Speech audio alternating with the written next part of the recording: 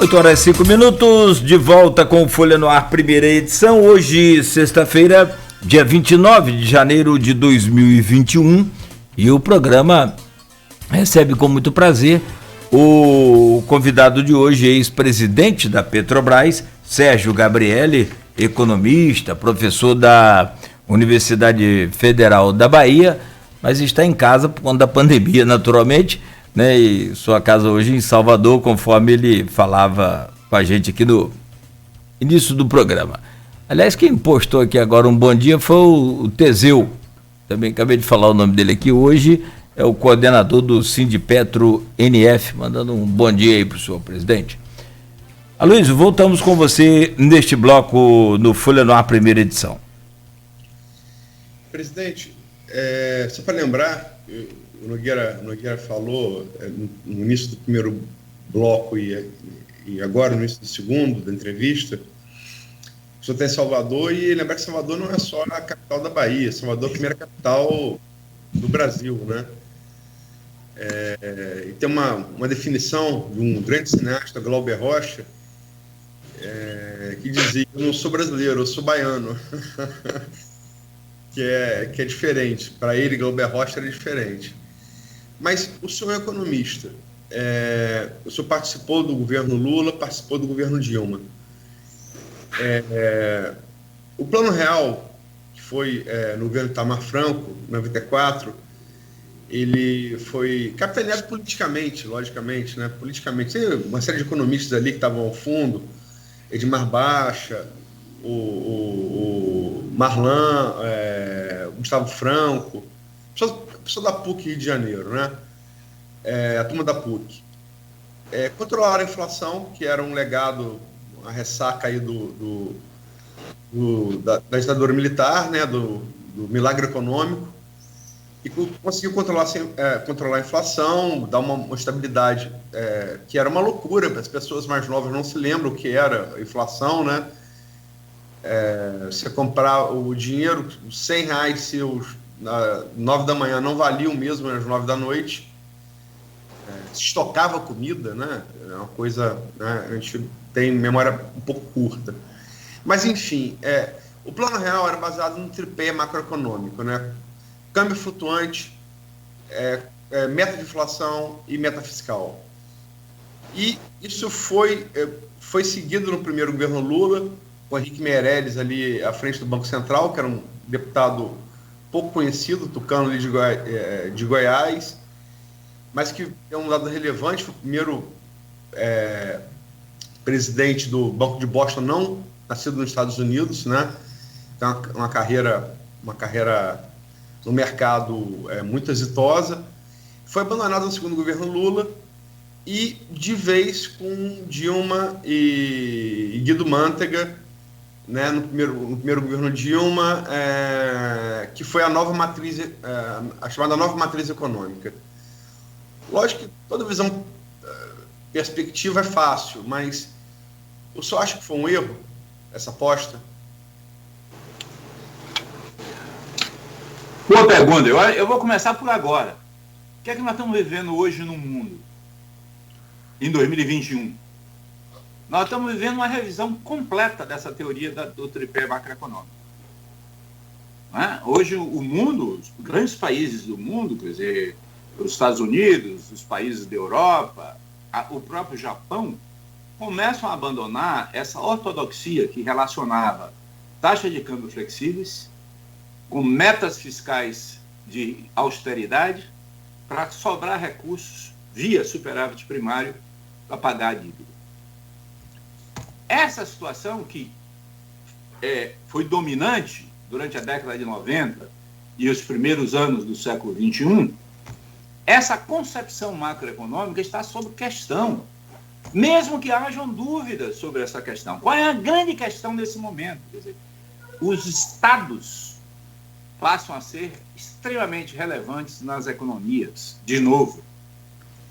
Na pandemia, e principalmente pós-2008, da crise de 2008, fica claro que o Estado que se contrai suas atividades é um Estado que desestimula a atividade econômica, E o Estado que desestimula a atividade econômica, diminui a sua receita fiscal e agrava a crise do déficit.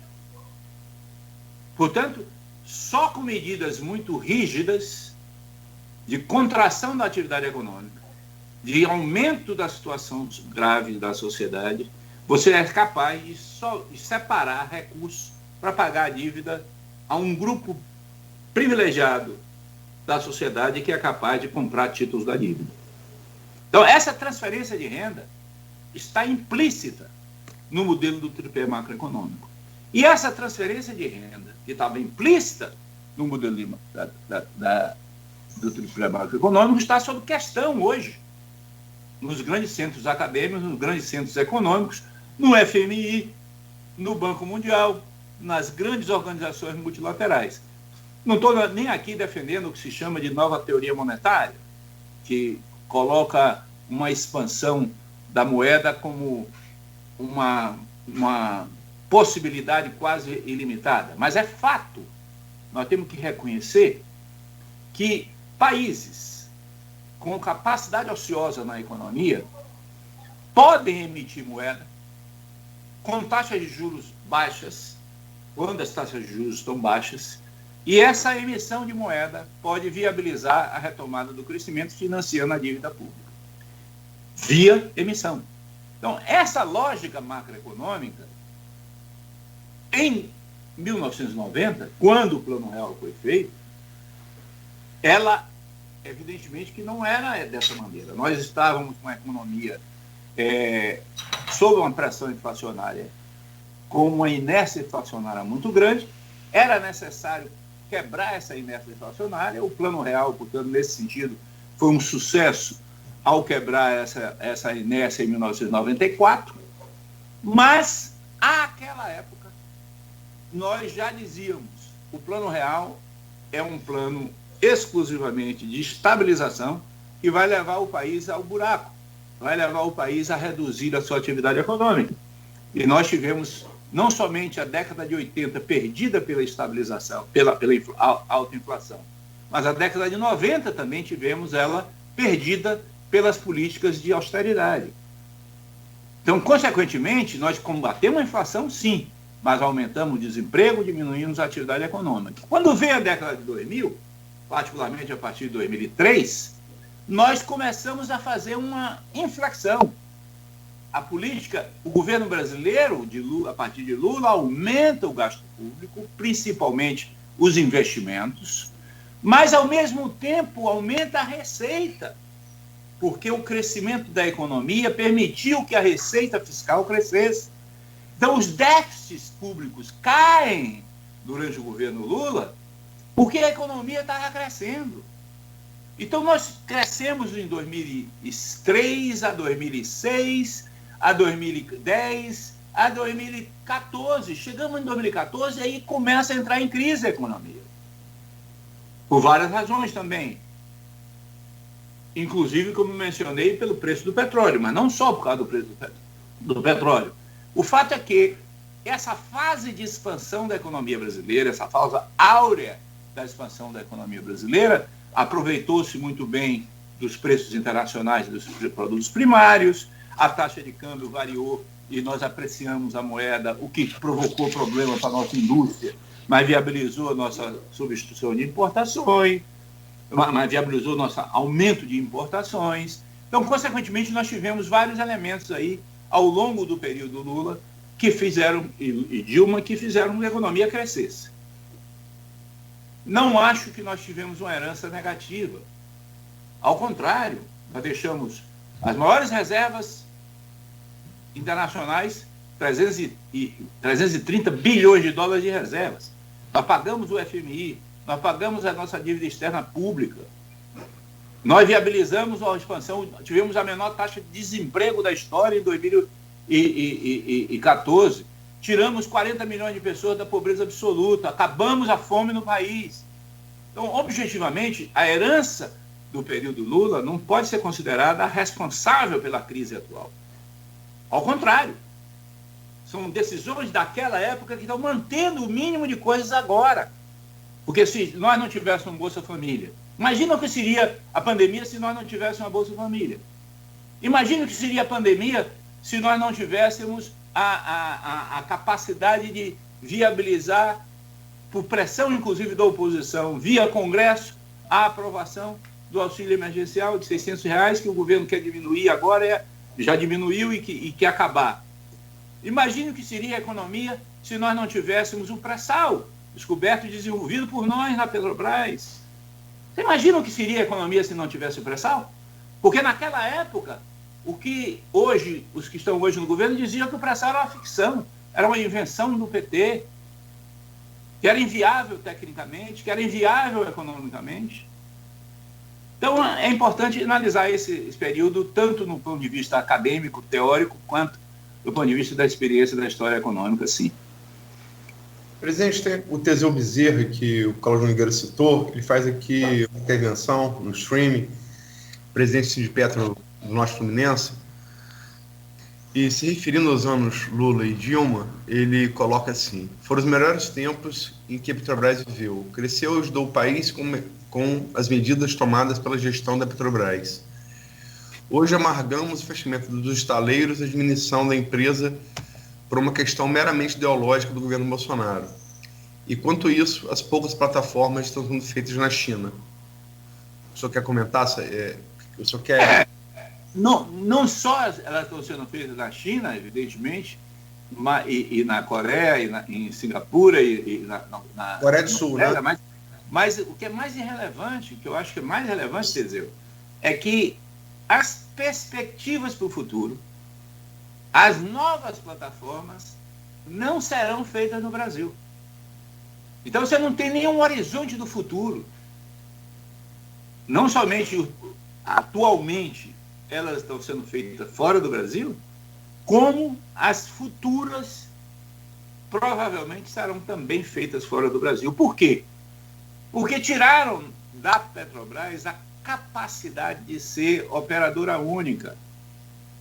O fato dela ser operadora única dava a ela uma escala de futuro que possibilitava ela fazer contratos grandes, de tal maneira que se podia desenvolver uma indústria naval brasileira. Sem isso, ninguém tem escala suficiente para viabilizar essa expansão da indústria nacional. E, portanto, vai predominar a capacidade já instalada na China, na Coreia, em Singapura, na Noruega e na Inglaterra. Então, é triste, mas essa é uma perspectiva clara da estratégia do governo e da Petrobras. Coreia só fala Coreia do Sul, né? A Coreia do Sul.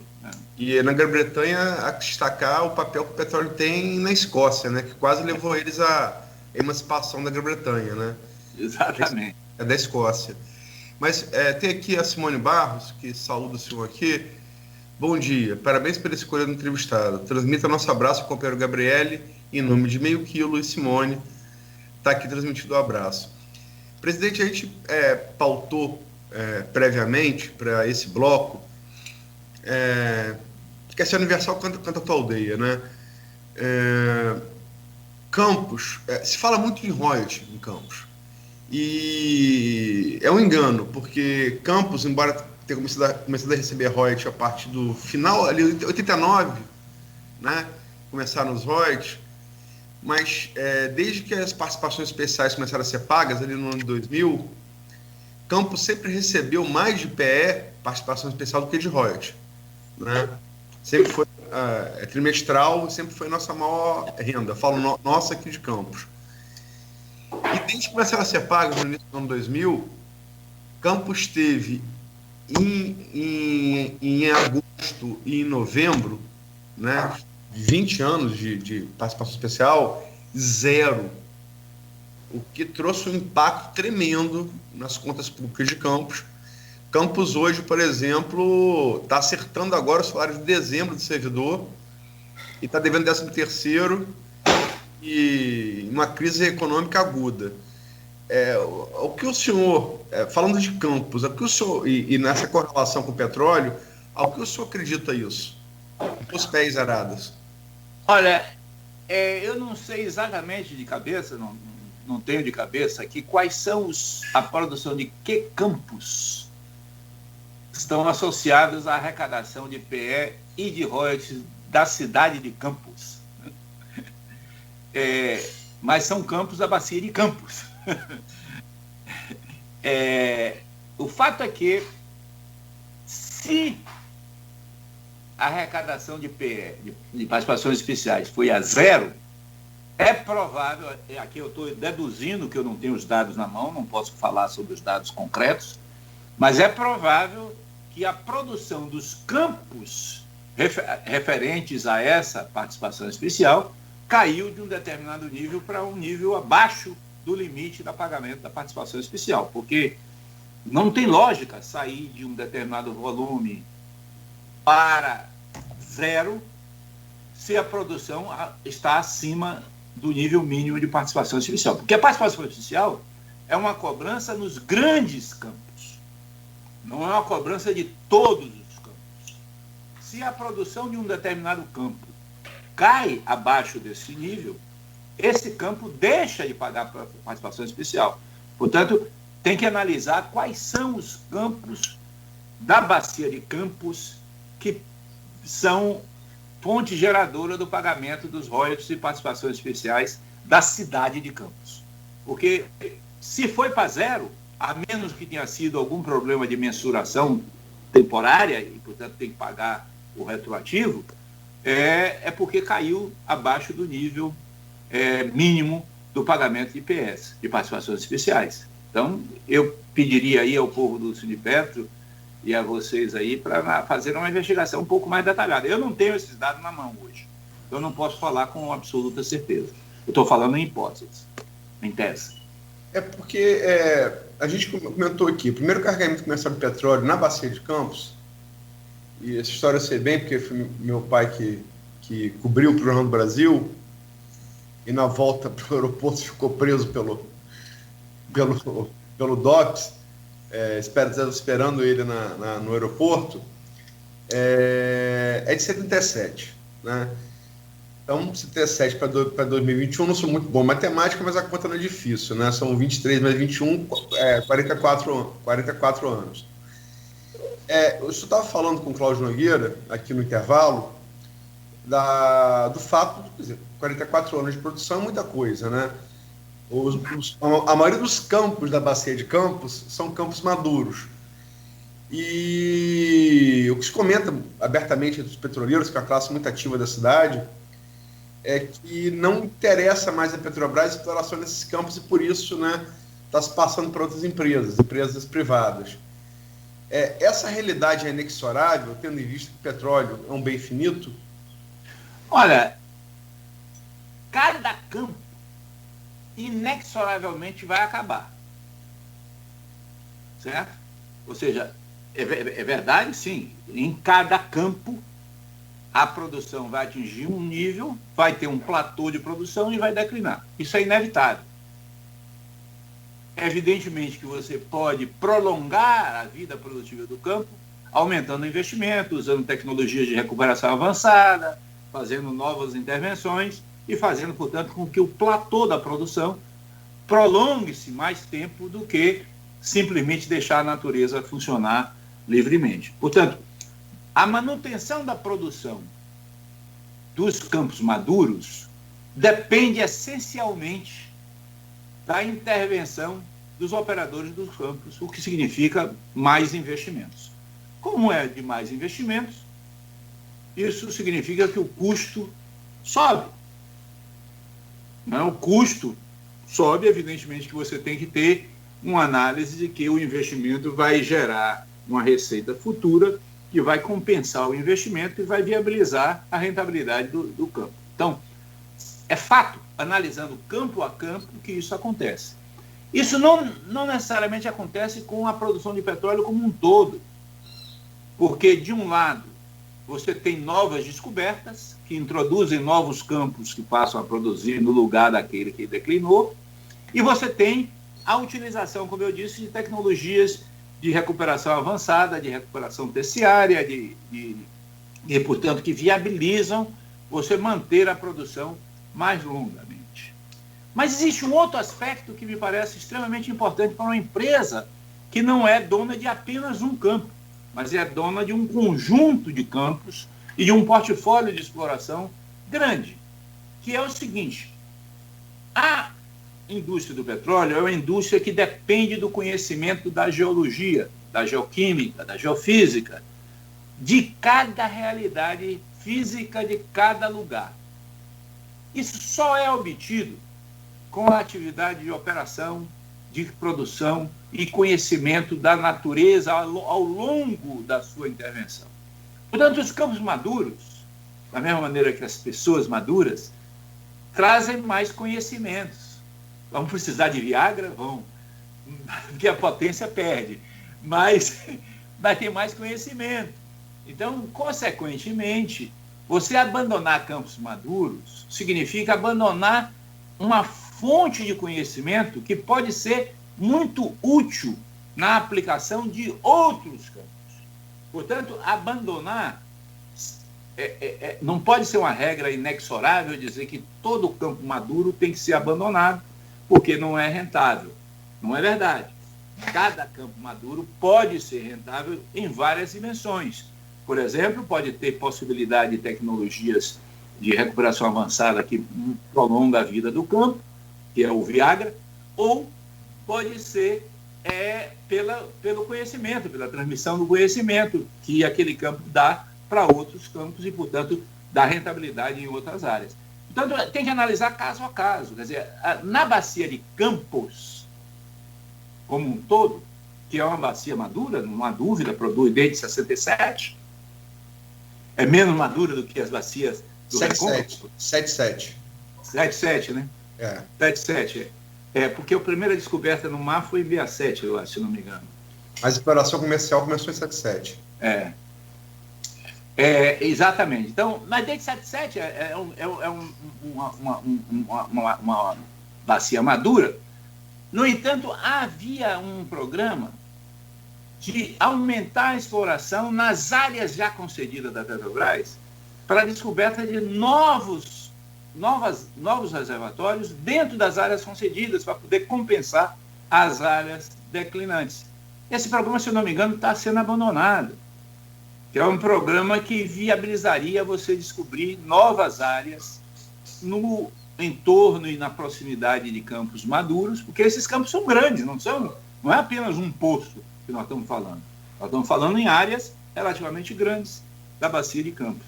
Então, a política de sair dos campos maduros, que a Petrobras já implementou nas áreas terrestres do Nordeste, a Petrobras saiu do Nordeste praticamente, ela está caminhando para sair agora das áreas maduras da bacia de Campos e concentrando-se mais e mais nas áreas novas, principalmente na bacia de Santos, onde está o pré-sal brasileiro, a maior parte do pré-sal brasileiro. Tem uma postagem aqui do Teseu Bezerra também, falando que ontem teve reunido com o presidente da ALERJ, Assembleia Legislativa do Estado do Rio de Janeiro, justamente para tentar mudar essa realidade, influenciar a mudança dessa realidade. Outras postagens também, outras pessoas que nos acompanham aqui, e tem uma do Rogério Fernandes Ribeiro, também nosso streaming no Face, e ele diz aqui o seguinte: Gabriele falando dos Estados Unidos, conspiração e da geopolítica do petróleo. Mas no período dele, à frente da Petrobras, fez a compra da polêmica refinaria de Pasadena, na Califórnia, sem a avaliação econômica financeira. Me pergunto, diz ele, naquele período não existia a teoria da conspiração ou o negócio era da China? Rogério, eu acho que foi muito boa a sua pergunta, porque é importante chamar a atenção para o seguinte: em 1998, ainda no governo Fernando Henrique Cardoso, a Petrobras tinha a seguinte situação. A Petrobras tinha a bacia de Campos crescendo. Qual era a grande produção que viria da bacia de Campos? O campo de Marlim. A produção da bacia de Campos no campo de Marlim ia crescer. Portanto, a Petrobras ia se tornar uma grande produtora de petróleo pesado de Marlim. Para viabilizar essa produção, a Petrobras tinha duas alternativas. Ou vendia o petróleo cru para o mercado internacional, ou desenvolvia refinaria no Brasil para processar o petróleo Marlim. Ao analisar o mercado brasileiro em 98, a Petrobras verificou que o mercado brasileiro, desde 95, e isso se confirma até 2005, durante 10 anos, o mercado brasileiro de gasolina, diesel, de QAV, de mercado de derivados, estava estagnado. Porque esse é o período do Plano Real, esse é o período da estabilização, esse é o período da economia não crescer. Então, como a economia não cresce, o consumo de gasolina não cresce, o consumo de derivados não cresce. Portanto, nessas circunstâncias, não tinha nenhum sentido fazer refinaria no Brasil àquela época. Então, o que é que a diretoria da Petrobras, sob Fernando Henrique Cardoso, decide? Vamos buscar refino no exterior. E a partir de 98, 99, a Petrobras sai buscando capacidade de refino no exterior, investiga refinarias em Aruba,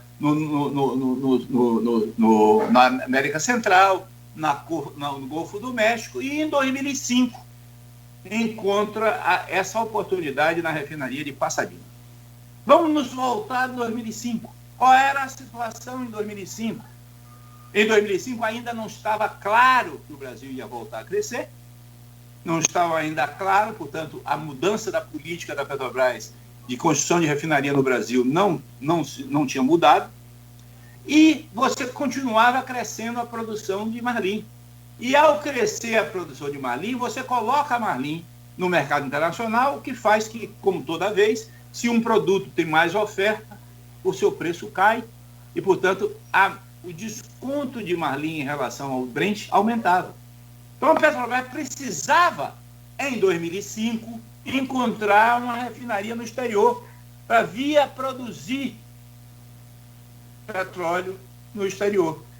Encontra a refinaria de Passadina. O que era a refinaria de Passadina? Era uma refinaria com uma localização extraordinária, porque estava no centro da capacidade de refino do Golfo do México. Em torno da refinaria tinha 3,6 milhões de barris de capacidade de refino instalado. Estava no centro dos gasodutos e oleodutos ligando o Golfo do México aos principais mercados de consumo dos Estados Unidos. E era uma refinaria que tinha capacidade de expansão e de tankagem, porque tinha áreas muito disponíveis na área. Portanto, era uma refinaria que tinha um papel estratégico fundamental da expansão da sua capacidade. Era uma refinaria que só processava petróleo leve, o que precisaria, portanto, fazer um investimento para levar ela a ter uma capacidade de processamento de petróleo pesado. Como é que se justifica isso em 2005? 2006? Se justifica isso porque estas refinarias eram, digamos, as joias da coroa do comércio internacional de petróleo. Porque você adquiria, os produtores de petróleo pesado adquiriam essas refinarias que não tinham capacidade de processar petróleo pesado, fariam os investimentos para melhorar a capacidade delas processarem petróleo pesado e ganhava a margem do petróleo pesado em relação ao petróleo leve. Em 2007, a diferença entre petróleo pesado e petróleo leve por barril chegou a $17 o barril. Você imagina o ganho que você teria se você tem um petróleo pesado e consegue processar na refinaria e produzir com um preço que está determinado por $17 na frente. Então, tinha toda a lógica em 2006, 2007. O que acontece em 2006 e 2007? O país volta a crescer e nós descobrimos o pré-sal. E, por outro lado, nos Estados Unidos, a política de expansão da produção de petróleo leve, a política de expansão da produção de petróleo nos Estados Unidos leva a um aumento da produção de petróleo leve nos Estados Unidos, particularmente nos campos do Permiano americano, especialmente no campo de Eagle Ford, que é próximo à refinaria de Pasadena. Então, essa mudança do quadro que ocorre em 2007 e 2008 muda a realidade econômica daquela decisão tomada em 2006 e 2007. Então, essa mudança que ocorre em 2008 faz com que a refinaria de Pasadena entre numa fase de crise, pela natureza econômica, das mudanças econômicas que ocorrem. Em cima disso, as contradições entre a Petrobras e o sócio, que adquirimos a refinaria com um sócio, que era uma empresa trader, negociadora de petróleo da Bélgica, se intensifica e nós vamos para a justiça. Então, de 2008 a 2014, a 2012, até junho de 12, eu saí da Petrobras em fevereiro de 12, de 2008 a junho de 2012, a Petrobras disputa na justiça o que pagar ao sócio. Essa disputa na justiça faz com que a refinaria, em última instância, acabe saindo muito mais cara do que foi comprada inicialmente. Ela foi comprada inicialmente, 50% dela, por 360 milhões de dólares. Esses 360 milhões de dólares, 50%, são 720 milhões de dólares total. 720 milhões de dólares dividido por 100 mil barris por dia de capacidade de destilação dá 7.200 dólares por barril de capacidade de destilação da refinaria. Essa é a medida usada para analisar as compras e vendas de refinaria no mundo. Em 2006 e 2007, ocorreram 11 compras de refinaria no mundo. A menor, a 3.200 dólares por barril, a maior, a 18.500 dólares por barril. A Petrobras comprou Pasadena por 7,2 mil dólares por barril, portanto, abaixo da mediana dos preços de todas as transações ocorridas em 2006 e 2007. Portanto, a Petrobras não pagou mais caro do que o mercado sobre Pasadena na sua origem. Quando vem a disputa jurídica, evidentemente que os custos aumentaram, tem juros sobre o período, etc, etc, etc, e ela sai no final a 1.200.000 dólares por... 1 bilhão e 200 mil dólares a refinaria no final das contas, depois de 5 anos de disputa judicial. Aí vem o seguinte: durante o meu período, por exemplo, nós não pagamos nada nessa disputa judicial, pagamos zero. Todo o pagamento foi feito posteriormente à minha saída. O fato é que essa disputa fez com que a refinaria fosse ficar mais cara. Mas aconteceu um fenômeno interessante, porque em 2013, 2014, a disponibilidade de petróleo leve na região da refinaria tornou essa refinaria, como ela era, muito rentável. Tanto é que a Petrobras vende essa refinaria para a Chevron, e essa refinaria hoje tem um papel estratégico na Chevron, que é uma grande multinacional petroleira dos Estados Unidos, que é dona hoje de Pasadena. Portanto, Pasadena é um exemplo de fake news.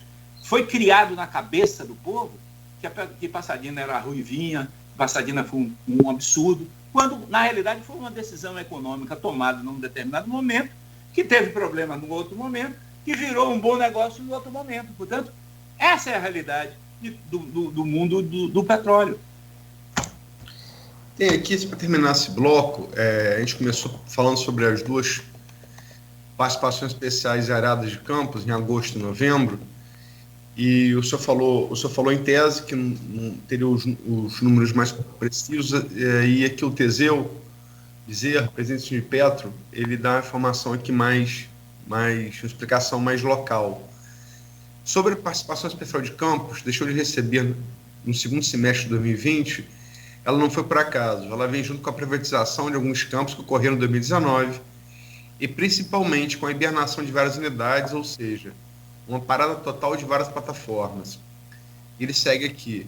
O melhor exemplo é chamado Polo Pargo, Vermelhos e Carapeba, onde 7 plataformas produziam nesse polo mais de 20 mil barris por dia, E com a privatização desse polo de produção de 5 mil barris dia. Está aqui a explicação do presidente Sindipetro no Norte Fluminense. E, Cláudio, vamos para o intervalo, né? Vamos sim, vamos ao intervalo rápido, são 8 horas e 40 minutos. Nós vamos ao último bloco com o presidente da Petrobras, Sérgio Gabrielli, ao vivo conosco sobre essa questão da partilha dos royalties também. E, evidente, se puder emprestar um pouco dessa experiência na área econômica, eu gostaria de saber um pouco mais de detalhes sobre esse fundo trilionário lá da Noruega. O que eles conseguem, por que deu certo e a gente não conseguiu aqui ou não quis fazer, enfim. Uma análise mais técnica. Vai estar fazendo também, sabe, Cláudio? Sim. Ótimo. O Albacete Santos que o presidente citou aqui, Gabriel citou aqui. E a gente não fez. Infelizmente. Sentimos hoje a falta desse fundo. 8h41, oferecimento do programa é do Laboratório Plínio Bacelar, Clínica Proteus e também de Dedumas Baterias.